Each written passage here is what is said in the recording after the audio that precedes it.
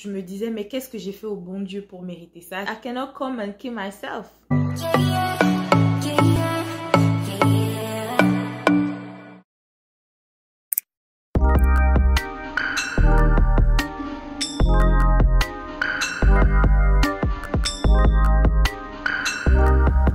Hello la famille, bienvenue sur ma chaîne.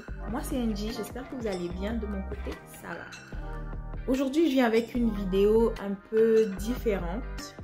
Une vidéo qui sera quand même difficile à faire parce que je me dévoile. Je dévoile en fait un de mes plus gros complexes. Je vais parler de mes problèmes de poils. Je souffre de ce qu'on appelle l'hirsutisme. L'hirsutisme, c'est le fait que des poils poussent dans des zones typiques de la pilosité masculine. En mots plus simples, c'est tout simplement chez certaines femmes le fait d'avoir des poils là où normalement ce sont des hommes qui ont des poils à ces endroits-là, comme le menton, la poitrine, le ventre, le dos. Avant de vous parler de mon expérience, je vais vous parler un petit peu de cette condition qui m'a affectée. Ce trouble touche près de 10% des femmes.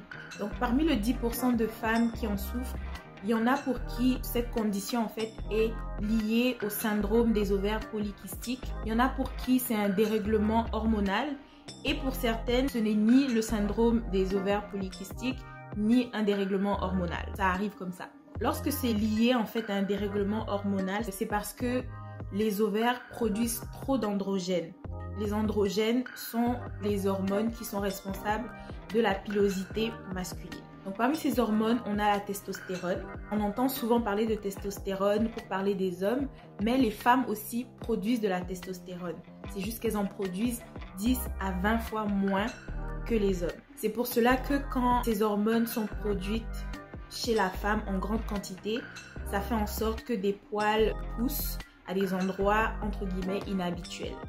Pendant des siècles, cette condition était un grand mystère et les femmes qui en souffraient étaient exposées comme des bêtes de foire, malheureusement. Et je vais vous parler de mon expérience et comment cette condition a gâché ma vie. Depuis le début de la puberté, j'ai toujours eu des problèmes de peau. Donc j'ai souffert d'acné, d'acné au visage, j'ai souffert d'acné sur mon corps. Donc j'avais des boutons à la poitrine, j'avais des boutons dans le dos. Avec le temps, ça s'est jamais arrangé en fait. Et je crois que c'est vers 18 ans que les poils aussi sont arrivés. Je saurais dire ce qui a déclenché tout ça. Du jour au lendemain, voilà, j'ai des poils qui ont commencé à pousser là où ils ne devraient pas normalement pousser. J'avais des poils incarnés au niveau du visage, j'avais des poils incarnés au niveau du menton, j'avais des poils incarnés au niveau de ma poitrine qui m'ont laissé de très vilaines taches d'ailleurs. Mon visage aujourd'hui ressemble à ça. Comparé à ça, il y a une nette amélioration. Je ferai une autre vidéo pour vous expliquer ce que je fais pour me débarrasser de mes poils et de me débarrasser de mes taches en même temps. Quand mon acné avait commencé, ça affectait déjà beaucoup mon estime. Je me disais c'est normal, c'est l'âge, et je voyais aussi d'autres amis qui avaient la même chose que moi. Mais pour ce qui est des poils, je voyais personne de mon âge avec cette histoire. Ça me complexait tellement. Je voulais même plus sortir. Je portais que des cols un peu comme celui-ci. Donc pendant des années, je n'acceptais pas mon corps, j'acceptais pas cette condition-là. C'était vraiment compliqué à gérer pour ma confiance en soi.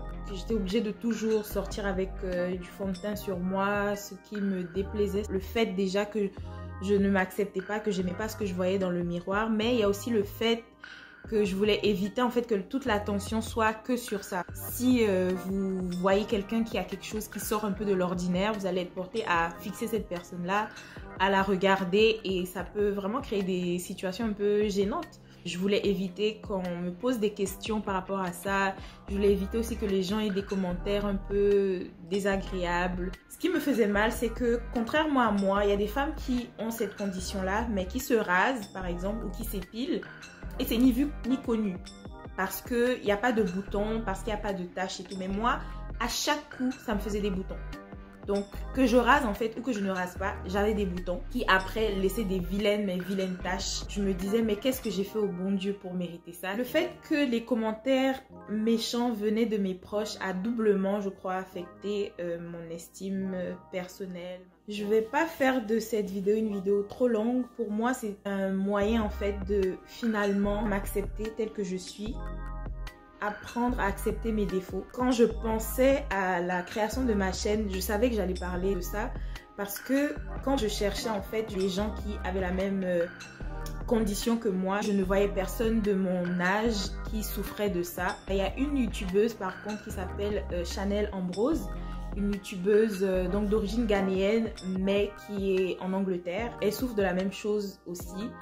Et elle avait fait une vidéo par rapport à ça et ça m'avait vraiment touchée. Mais il n'y en a pas beaucoup en fait. Et je trouvais ça triste parce que je sais qu'il y a beaucoup plus de femmes que ça qui ont la même condition, qui ont la même expérience que moi, mais qui n'en parlent pas parce que ben on a honte, c'est un sujet tabou. On va t'appeler la femme à barbe.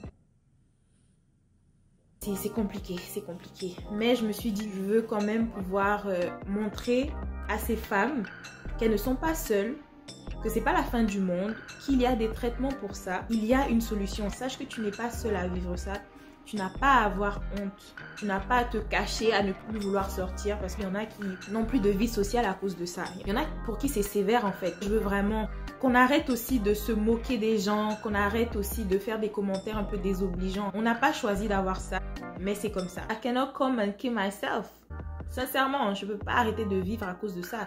Dieu merci, aujourd'hui, je peux remédier à la situation avec un traitement dont je vous parlerai dans la prochaine vidéo. Assumons-nous, hein? Apprenons en tout cas à nous assumer. Le parcours est encore long, mais on va y arriver.